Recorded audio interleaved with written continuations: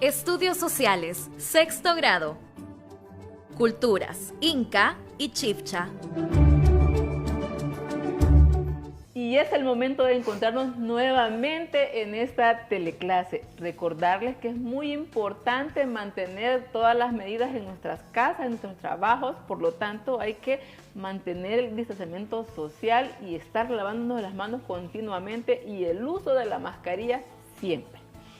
Este día hablaremos de un tema muy interesante, la cultura Inca y Chibcha, un tema que puedes encontrar en la guía de autoaprendizaje semana 9, en el sitio web del Ministerio de Educación o en la página de Facebook de Canal 10. Kirian, un tema tan importante como lo es la cultura Inca y Chibcha, pero me parece, chicos y chicas en casa, que lo primero que debemos hacer es ubicar geográficamente dónde fue que se desarrollaron estas dos culturas. Muy bien, ahora vamos a tratar de explicar en el mapa, ¿verdad? Acá, dónde está ubicado la cultura Chibcha o dónde se desarrolló la cultura Chibcha y la cultura Inca.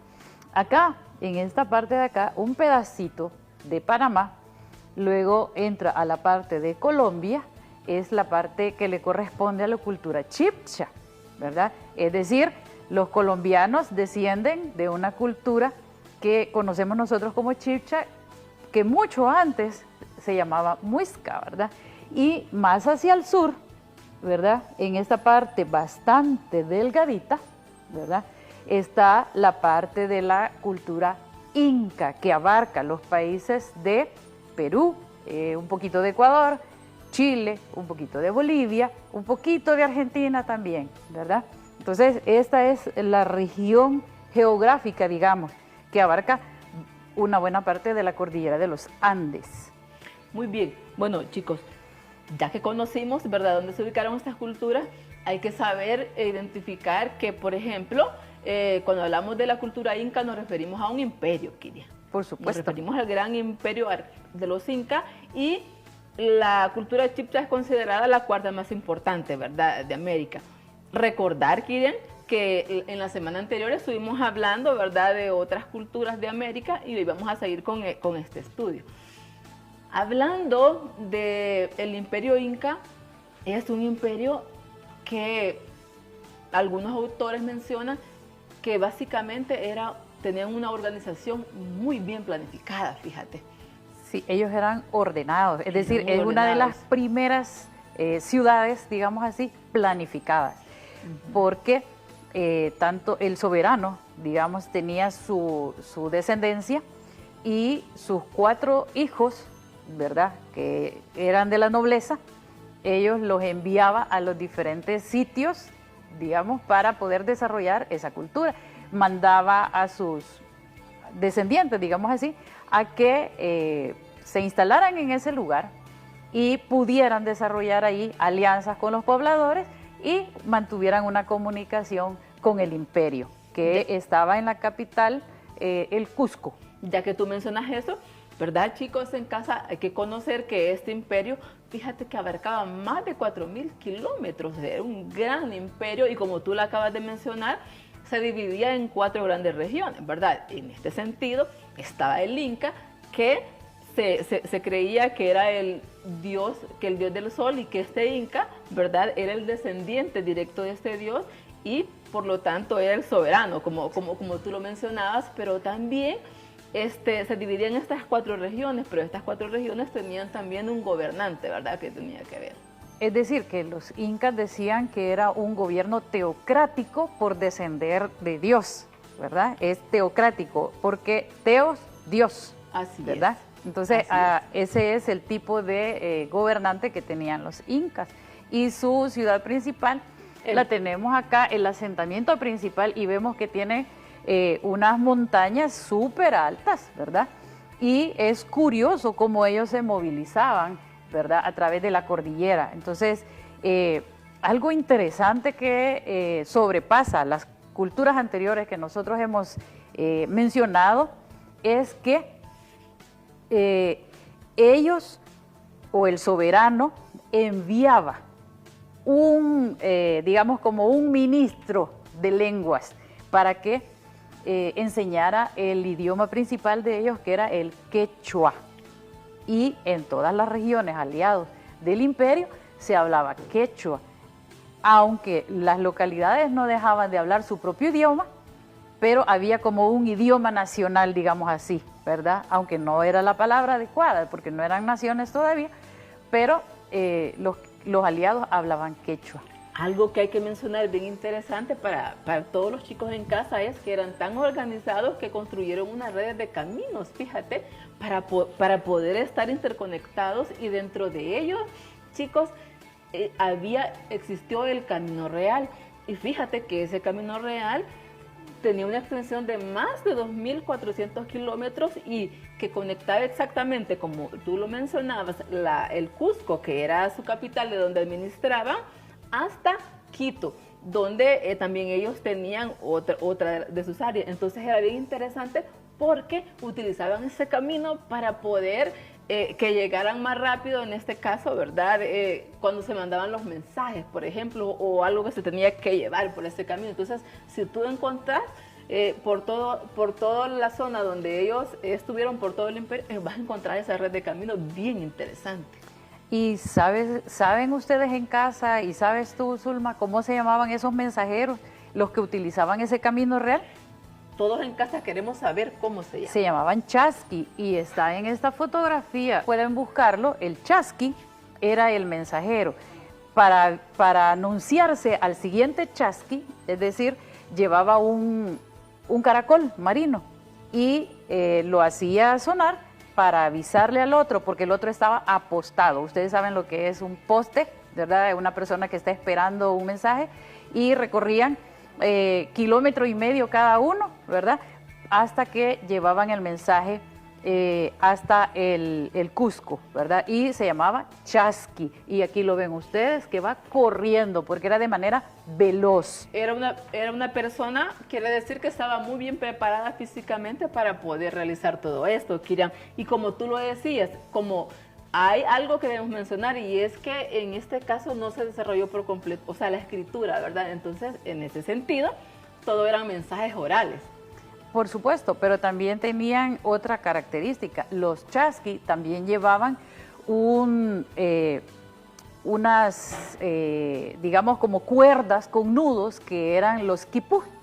Y esos quipú, ahí se llevaban las cuentas de las llamas que tenían en el imperio, de los cultivos, ¿verdad? De todas las pertenencias. Entonces, ustedes buscan ahí quipú y van a ver que es la forma de conteo de los incas. Bueno, también mencionar, ya que tú has mencionado varias de las características de este imperio, que es bien importante ver que, aparte de que eran muy organizados, también hacían construcciones bastante planificadas. Prueba de ello son las ciudadelas que nosotros podemos encontrar, por ejemplo, en el Machu Picchu, ¿verdad? Que tenemos allá, y muchas más en todas las áreas de este imperio. Y esto significa que tenían muy buen conocimiento de esta área, porque sabías tú de que las piedras casan tan perfectamente en sus construcciones sin necesidad de utilizar nada más. Eso quiere decir que tenían un gran avance en esta área. Exacto. También hay que saber que los tejidos, acá tenemos una muestra de los tejidos, y acá en la letra N de Inca está la forma, el diseño que tenían, los tejidos que hacían las mujeres principalmente, porque en el caso de los incas, ¿sabían ustedes, niñas y niños, que se seleccionaban niñas de la comunidad y se llevaban a la casa principal y eran educadas de tal manera que les designaban la tarea de tejer, ¿verdad? La tarea de aprender la orfebrería, ¿verdad? Y otros oficios ahí. Ellas principalmente perdían su comunicación con su familia y tenían algunos privilegios, ¿verdad? Así es. Es importante mencionar también que tenían muchos en su agricultura, muchos cultivos, y que principalmente a ellos se les conoce por el cultivo de las papas, ¿verdad? Que es muy interesante llegar a tener toda una gran variedad del cultivo de papas que hoy en día nosotros seguimos utilizando, por supuesto. También tenemos que hablar de los chibchas, ¿verdad? Que también tenían otro tipo de construcciones. Sí, pero antes de pasar a los chipcha, acá tenemos la quinoa, que es su alimento principal, ¿verdad? También hacían bebidas y acá hay un vaso, ¿verdad? Donde era que consumía de las bebidas el rey y tiene incrustadas esmeraldas y es en oro, es decir, tallaron el oro y le incrustaron esmeraldas. Eso es lo que se parece a la cultura chipcha, porque también ellos trabajan el oro, trabajan las esmeraldas. De hecho, ¿verdad?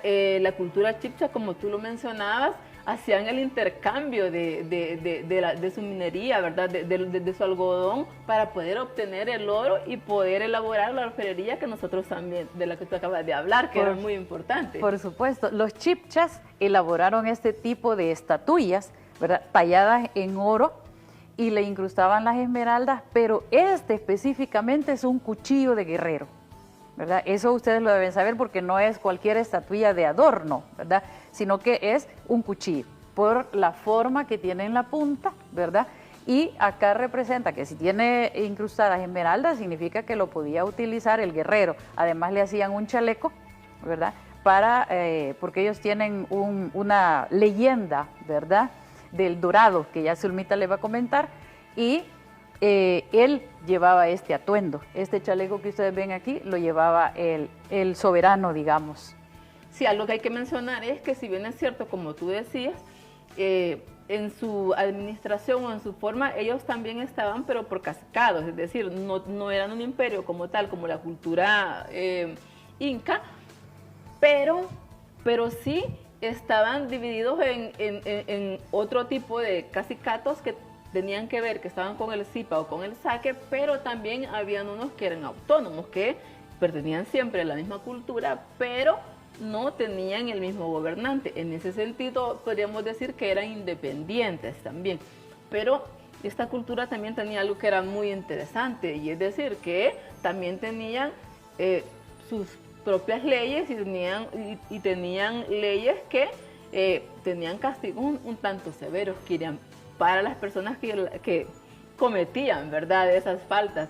Sin embargo, hay que mencionar que dentro de sus construcciones, ¿verdad?, no se parecían a los incas, porque ellos comenzaron a construir en casas de paja, ¿verdad?, luego en bajareque y algunas de piedras, pero no hicieron edificaciones como las que nosotros vemos acá en la cultura inca. También hay que mencionar que si esta figuría está ahí, es porque acá también hay una ceremonia de adoración al sol, ¿verdad? Los chipchas lo hacían y también los incas. Dentro de esa mitología también está la creación de figurillas, representación de la serpiente, ¿verdad? Algunos animales y algunas estatuillas en forma de humano. También la cerámica, ¿verdad? Está de barro, ¿verdad? Mezclado, está tallado. Y también tenemos nosotros acá una máscara de oro con incrustación de esmeraldas. Entonces, tanto los chipchas como los incas trabajaron los dos, las esmeraldas y el oro, pero debemos decir que uno más que otro, ¿verdad? Pero la simbología o la espiritualidad es al dios sol, y la tierra que aparece como la Pachamama, es decir, como la madre tierra, la que nos da todos los alimentos, ¿verdad?, para sostener a las comunidades. Bien interesante, ¿verdad? Y estamos introduciéndonos, ¿verdad?, a este estudio, y vemos que tienen similitudes ambas culturas como tal, pero sin embargo tienen sus diferencias particulares por las regiones y sobre todo por el sistema de organización que se tenía, ¿verdad?, en cada una de ellas. Hay que mencionar que, si bien es cierto, el imperio abarcaba tanto territorio que podríamos decir que la cultura chipcha, aunque es llamada una cuarta, no pudo desarrollarse por completo. No, lo que hay que mencionar también es que los chipchas consumían maíz, maíz que quinoa. Así es, ¿verdad? Por lo tanto, ¿verdad?, era una de su base principal de alimentación. Entonces, como vemos, querían, chicos en casa, estas culturas que representan, ¿verdad? O que están representadas en el territorio de América del Sur, han sido también muy importantes y sus legados persisten hasta hoy en día y por lo tanto son orgullo de todos estos países, ¿verdad? Como Colombia, Ecuador, Perú, Bolivia, Chile y Argentina, y que tienen todos estos registros de la cultura y estos pueblos herederos que todavía hoy en día están ahí presentes y que continúan, por ejemplo, con el idioma, ¿verdad?, de cada una de ellas y que tienen esa herencia cultural, ¿verdad?, esa riqueza que le da a cada uno de esos territorios. Kiri. Exacto, el lenguaje o el idioma, el quechua y el aymara que todavía se manifiestan, ¿verdad? Entonces, esta es una pequeña introducción y vamos a cortar por acá para la próxima semana. Por hoy, chicos y chicas, esto ha sido todo. Seguimos con este estudio en la próxima semana. Adiós.